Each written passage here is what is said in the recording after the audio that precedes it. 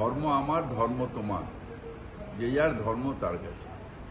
কিন্তু ভারতের সংবিধান বারবার করে বলেছে যে ধর্মনিরপেক্ষ রাষ্ট্র, অর্থাৎ পার্লামেন্ট, বিধানসভা, সেখানে ধর্মীয় জাহির করার জায়গা না, সেখানে ভয়েস অফ দ্য পিপল, অর্থাৎ মানুষের যে আওয়াজ, সেই আওয়াজ, মানুষের যারা প্রতিনিধি, তারা সেই আওয়াজটাকে এখানে তুলে ধরবে, সমস্যাটাকে তুলে ধরবে, দেশের সমস্যা তুলে ধরবে।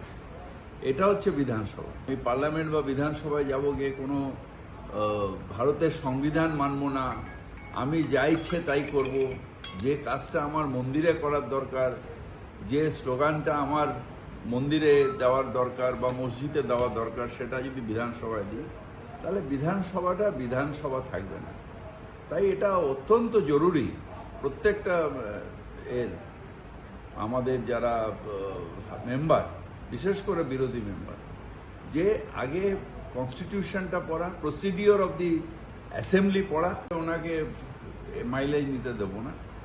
তার কারণ হচ্ছে, আমি বিশ্বাস করি, এটা ওনার ক্ষেত্রে বলছি না, কুকুরের কাজ কুকুর করেছে, কামড় দিয়েছে পায়ে, মানুষের কি কুকুর হওয়া শোভা পায়?